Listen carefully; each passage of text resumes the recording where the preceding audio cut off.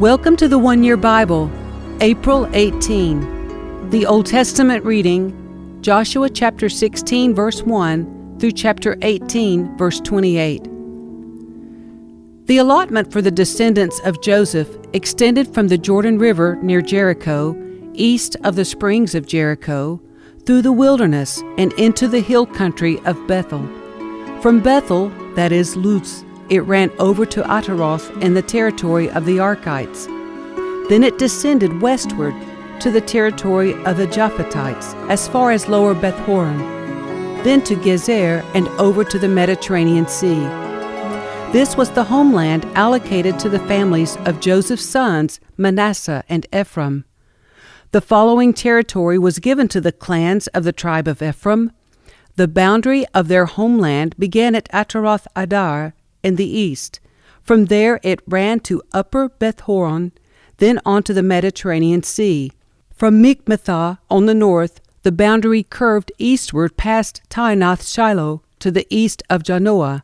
From Janoah it turned southward to Ataroth and Nara, touched Jericho, and ended at the Jordan River.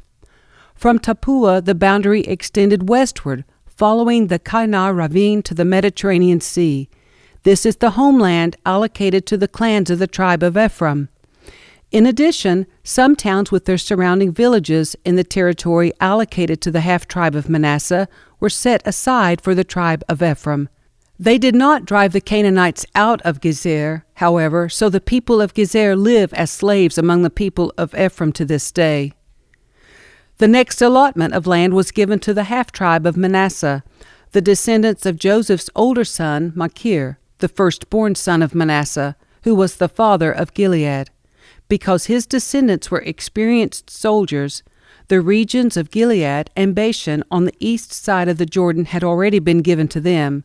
So the allotment on the west side of the Jordan was for the remaining families within the clans of the tribe of Manasseh: Abiezer, Helek, Asriel, Shechem, Hepher, and Shemida. These clans represent the male descendants of Manasseh, son of Joseph. However, Zelophehad, a descendant of Hepher, son of Gilead, son of Machir, son of Manasseh, had no sons. He had only daughters, whose names were Mahlah, Noah, Hoglah, Milcah, and Tirzah. These women came to Eleazar the priest, Joshua son of Nun, and the Israelite leaders, and said, "The Lord commanded Moses to give us a grant of land along with the men of our tribe."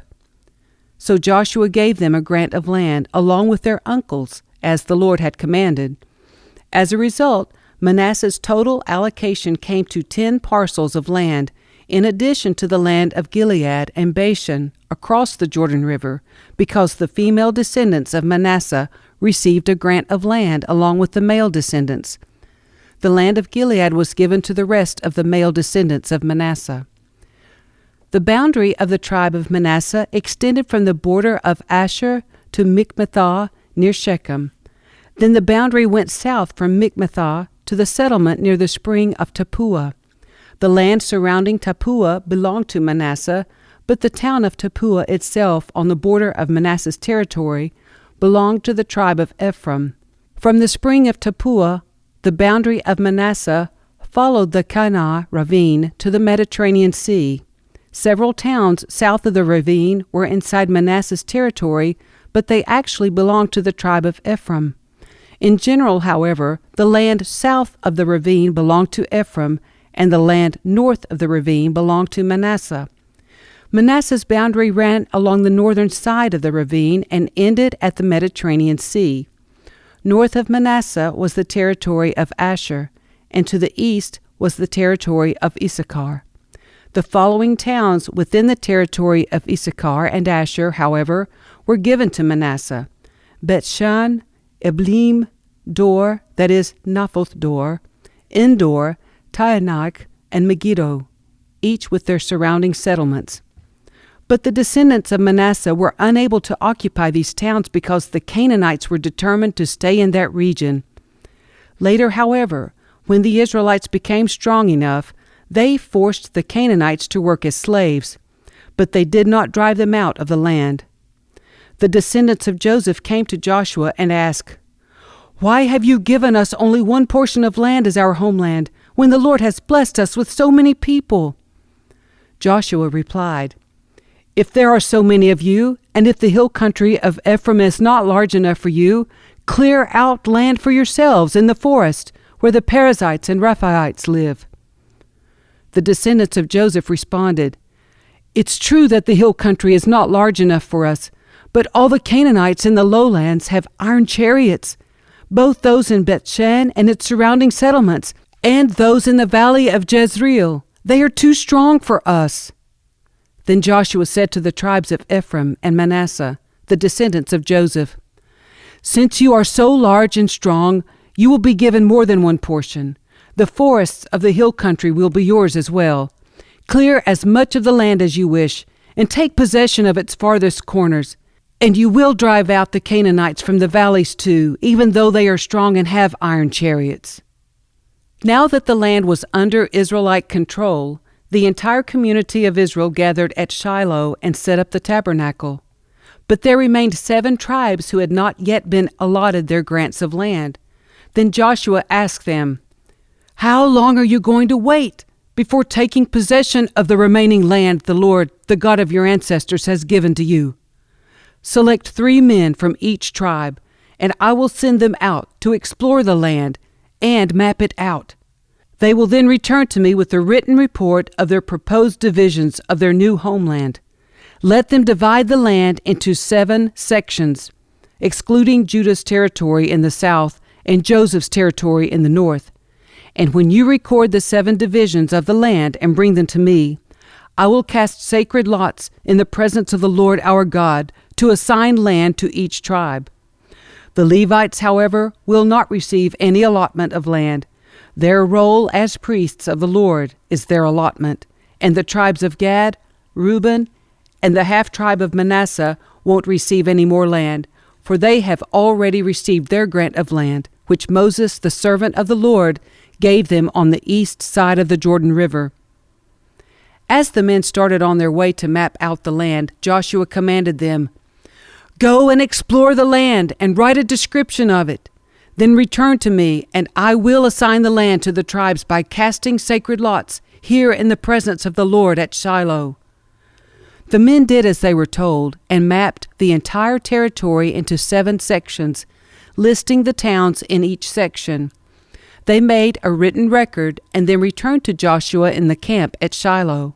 And there at Shiloh, Joshua cast sacred lots in the presence of the Lord to determine which tribe should have each section. The first allotment of land went to the clans of the tribe of Benjamin. It lay between the territory assigned to the tribes of Judah and Joseph. The northern boundary of Benjamin's land began at the Jordan River, went north of the slope of Jericho, then west through the hill country and the wilderness of Beth-aven. From there the boundary went south to Luz, that is Bethel, and proceeded down to Ataroth Adar on the hill that lies south of lower Beth-horon. The boundary then made a turn and swung south along the western edge of the hill facing Beth-horon, ending at the village of Kiriath Baal, that is Kiriath Jearim, a town belonging to the tribe of Judah. This was the western boundary. The southern boundary began at the outskirts of Kiriath Jearim. From that western point it ran to the spring at the waters of Naphtoah, and down to the base of the mountain beside the valley of Ben Hinnom at the northern end of the valley of Rephaim.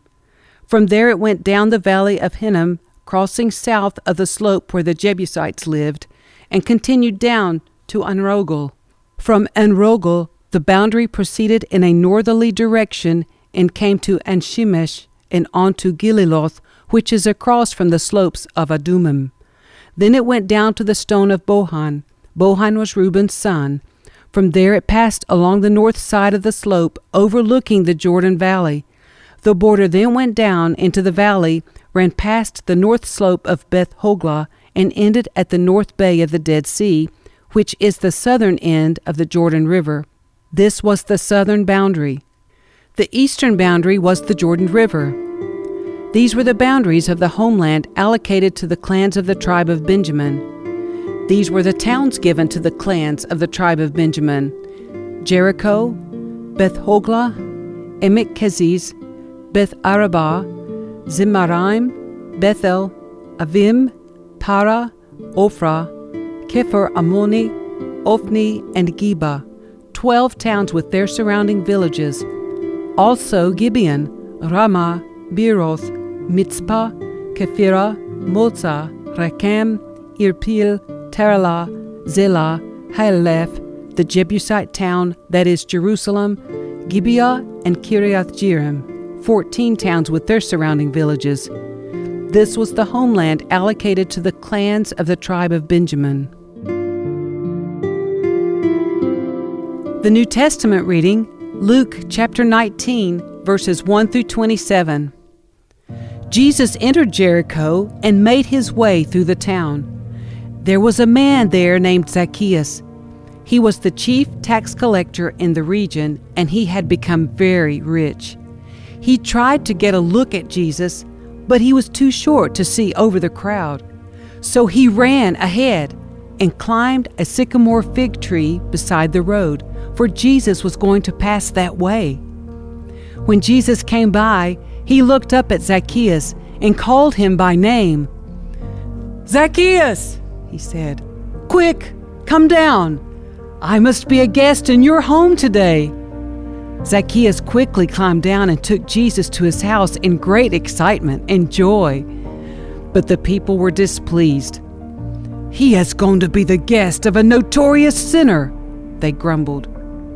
Meanwhile, Zacchaeus stood before the Lord and said, "I will give half my wealth to the poor, Lord. And if I have cheated people on their taxes, I will give them back 4 times as much." Jesus responded, "Salvation has come to this home today, for this man has shown himself to be a true son of Abraham. For the Son of Man came to seek and save those who are lost." The crowd was listening to everything Jesus said, and because he was nearing Jerusalem, he told them a story to correct the impression that the kingdom of God would begin right away. He said, "A nobleman was called away to a distant empire to be crowned king and then return. Before he left, he called together 10 of his servants and divided among them 10 pounds of silver, saying, 'Invest this for me while I am gone.' But his people hated him and sent a delegation after him to say, 'We do not want him to be our king.' After he was crowned king, he returned and called in the servants to whom he had given the money. He wanted to find out what their profits were. The first servant reported, 'Master, I invested your money and made 10 times the original amount.' 'Well done,' the king exclaimed. 'You are a good servant. You have been faithful with the little I entrusted to you. So you will be governor of 10 cities as your reward.' The next servant reported, 'Master, I invested your money and made 5 times the original amount.' 'Well done,' the king said. 'You will be governor over 5 cities.' But the third servant brought back only the original amount of money and said, 'Master, I hid your money and kept it safe. I was afraid because you are a hard man to deal with, taking what isn't yours and harvesting crops you didn't plant.' 'You wicked servant,' the king roared. 'Your own words condemn you. If you knew that I'm a hard man who takes what isn't mine and harvests crops I didn't plant, why didn't you deposit my money in the bank? At least I could have gotten some interest on it.' Then turning to the others standing nearby, the king ordered, 'Take the money from this servant and give it to the one who has 10 pounds. "But master,' they said, "he already has 10 pounds. "Yes,' the king replied, "and to those who use well what they are given, even more will be given. But from those who do nothing, even what little they have will be taken away. And as for these enemies of mine who didn't want me to be their king, bring them in and execute them right here in front of me."